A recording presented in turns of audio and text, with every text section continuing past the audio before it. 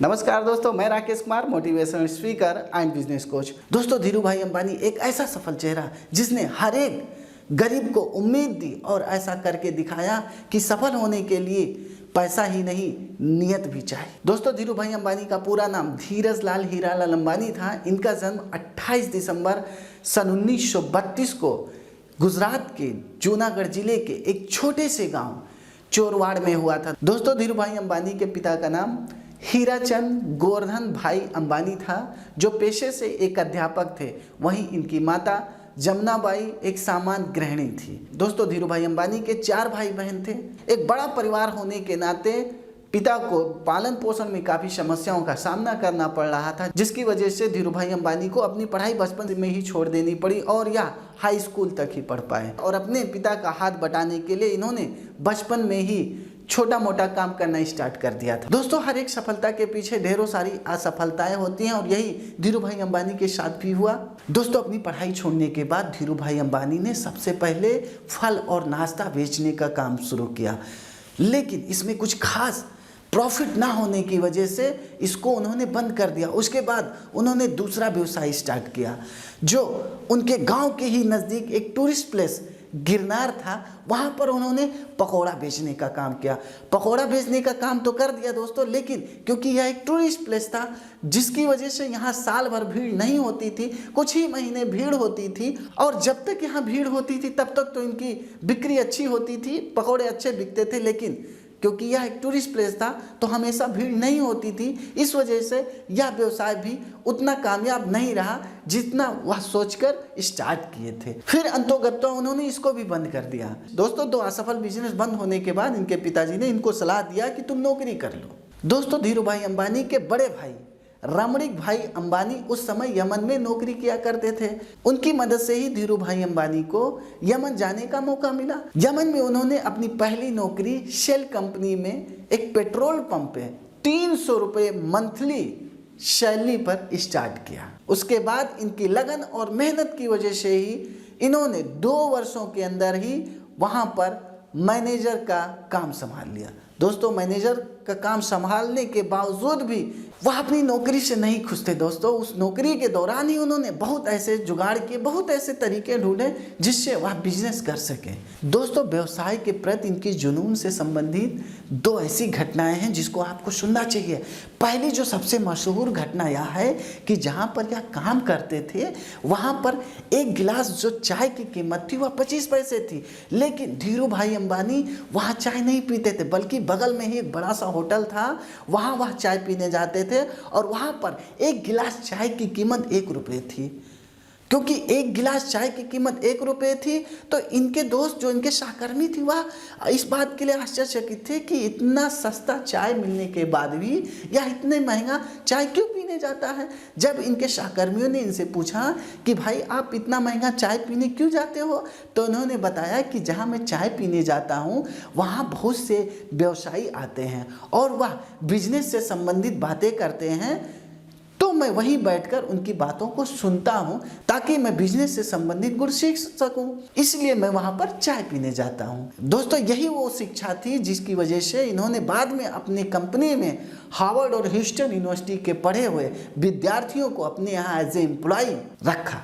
दोस्तों, वह मानते थे कि पढ़ाई और पैसे का कोई संबंध नहीं होता है, पढ़ाई अलग है और पैसा अलग है। वहीं दूसरा जो इनके व्यवसाय के प्रति जुनून की जो घटना रही है दोस्तों, जब यह यमन में काम कर रहे थे तो यमन में जो सिक्के चलते थे वह चांदी के चलते थे। इन्होंने देखा कि जो सिक्का है उसकी जो वास्तविक मूल्य है उसकी कम है, बल्कि जो चांदी है, जितने की चांदी है उसकी कीमत ज़्यादा है। तो इन्होंने लंदन के एक कंपनी को उस चांदी के सिक्के को गलाकर बेचने का काम किया।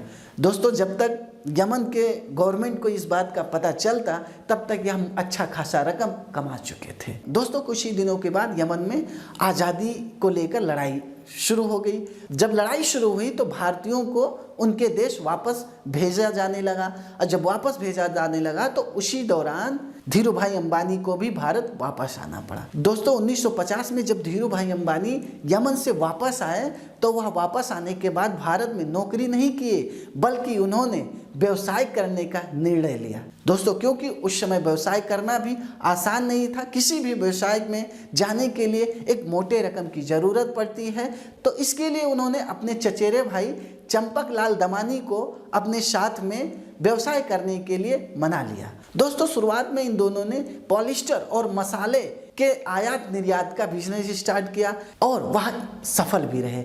लेकिन कुछ वर्षों के बाद चंपक लाल दमानी 1966 में अलग हो गए। अलग इसलिए हो गए क्योंकि जहां धीरू भाई अंबानी को रिस्क लेना पसंद था, वहीं चंपक लाल दमानी को रिस्क लेना बिल्कुल पसंद नहीं था। वह जो भी काम करते थे बहुत ही सोच विचार कर करते थे, लेकिन धीरू भाई अंबानी रिस्क लेने में विश्वास करते थे। इसलिए 1966 में वह दोनों अलग हो गए। दोस्तों 1966 में ही धीरू भाई अंबानी ने रिलायंस कॉमर्शियल कॉरपोरेट की स्थापना की। दोस्तों इन्होंने अपने व्यवसाय की शुरुआत मुंबई के मस्जिद बंदर के नरसिम्हा स्ट्रीट पर एक छोटे से कार्यालय से प्रारंभ किया। दोस्तों धीरू भाई अंबानी ने जब बिजनेस स्टार्ट किया तो इन्होंने दो लक्ष्य रखा। पहला, ज़्यादा से ज़्यादा प्रोडक्ट का निर्माण करना, और दूसरा, जो भी प्रोडक्ट बने वो अच्छी क्वालिटी की बने ताकि ग्राहकों का विश्वास जीता जा सके। दोस्तों इसी दौरान धीरू भाई अंबानी का जो परिवार था वह मुंबई के भूलेश्वर में जय हिंद स्टेट में एक छोटे से अपार्टमेंट में रहता था। दोस्तों 1966 में धीरू भाई अंबानी ने सूद व्यापार में अपना हाथ डाला, जो कि उस समय बहुत ही रिस्की काम था, लेकिन क्योंकि इनको रिस्क लेना बहुत पसंद था इसलिए इन्होंने जिद करके उस काम को करना स्टार्ट किया। इन्होंने एक छोटे से कार्यालय से इस बिजनेस को स्टार्ट किया। दोस्तों एक समय ऐसा भी आया कि वह सूद व्यापार में इतने सफल हुए कि इनको मुंबई के सूद व्यापारी संगठन का अध्यक्ष बना दिया गया, क्योंकि दोस्तों इन्होंने सूद व्यापार में भी अच्छी खासी सफलता अर्जित कर ली थी। इनको सूद व्यापार से संबंधित अनुभव भी हो गया था, इसलिए इन्होंने 1966 में अहमदाबाद के नरोड़ा में एक कपड़ा मिल की स्थापना की और इन्होंने बिमल ब्रांड की स्थापना की, जो उनके बड़े भाई रमणीक भाई अंबानी के बेटे बिमल अंबानी के नाम पर था। दोस्तों इस ब्रांड पर इन्होंने इतना प्रचार कराया कि यह ब्रांड इतना पॉपुलर हुआ कि दूर दराज के लोकल इलाकों में भी यह प्रसिद्ध हो गया। दोस्तों 1973 में इन्होंने रिलायंस कारपोरेशन का नाम बदल के रिलायंस इंडस्ट्रीज रख दिया।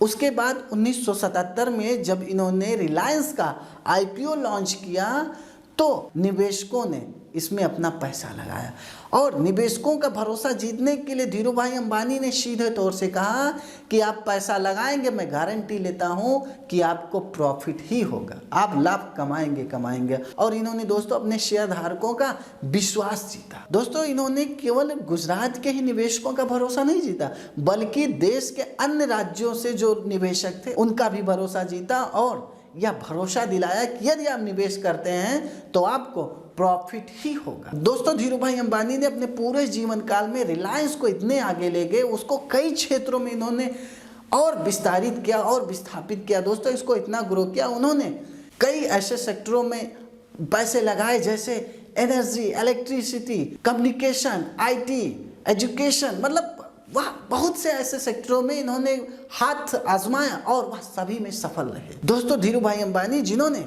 रिलायंस को मात्र 15,000 रुपयों से खड़ी की थी, सन 2012 तक पहुँचते उस कंपनी में 85,000 एम्प्लॉय हो गए थे। और यही नहीं दोस्तों 2012 में स्थिति यह थी कि भारत सरकार का जो टोटल टैक्स था उसमें 5% अकेले सिर्फ और सिर्फ रिलायंस इंडस्ट्री देती थी। अब आप अंदाजा लगा सकते हैं दोस्तों कि रिलायंस इंडस्ट्री किस पड़ाव पर पहुंच गई थी, किस स्थिति में पहुंची थी जब धीरू भाई अंबानी थे। दोस्तों वहीं अब निजी जीवन की बात की जाए तो धीरू भाई अंबानी का विवाह कोकिला बहन से हुआ था। धीरू भाई अंबानी के 2 बेटे और 2 बेटियां हुई, जिसमें से मुकेश अंबानी और अनिल अंबानी, जिसको आप भली भांति जानते होंगे, और इनकी 2 बेटियां। पहली बेटी का नाम नीना कोठारी तथा दूसरी बेटी का नाम दीप्ति सालगोआलकर है। दोस्तों सन 2002 में धीरू भाई अंबानी को दिल का दौरा पड़ा, जिसकी वजह से इनको अस्पताल में भर्ती कराया गया। दोस्तों यह पहली बार नहीं था कि धीरू भाई अंबानी को दिल का दौरा पड़ा हो। 1986 में भी इनको दिल का दौरा पड़ा था, जिसकी वजह से इनका दाहिने हाथ में लकवा मार गया था। 6 जुलाई 2002 को दोस्तों धीरू भाई अंबानी ने अपनी जिंदगी की अंतिम सांस ली। दोस्तों आज इनके बेटे मुकेश अंबानी और अनिल अंबानी इनके विरासत को आगे ले जा रहे हैं। दोस्तों आपको तो पता होगा कि इस समय धीरू भाई अंबानी के बड़े पुत्र मुकेश अंबानी दुनिया के टॉप 5 अरबपतियों में शुमार हो गए हैं और आने वाले दिनों में ऐसा अंदाजा लगाया जा रहा है दोस्तों कि वह और भी आगे चढ़ेंगे। दोस्तों आपको जानकारी कैसी लगी अपना कमेंट करके जरूर बताइएगा। और हाँ, यदि वीडियो अच्छी लगी हो दोस्तों तो वीडियो को लाइक और शेयर करना बिल्कुल मत भूलिएगा। और साथ ही यदि आप हमारे चैनल पर पहली बार आए हैं दोस्तों तो चैनल को सब्सक्राइब कर बेल आइकन जरूर प्रेस कर दीजिएगा, ताकि आने वाले हर मोटिवेशनल और बिजनेस से संबंधित वीडियो का नोटिफिकेशन आपको मिलता रहेगा। दोस्तों वीडियो देखने के लिए आपका बहुत बहुत धन्यवाद।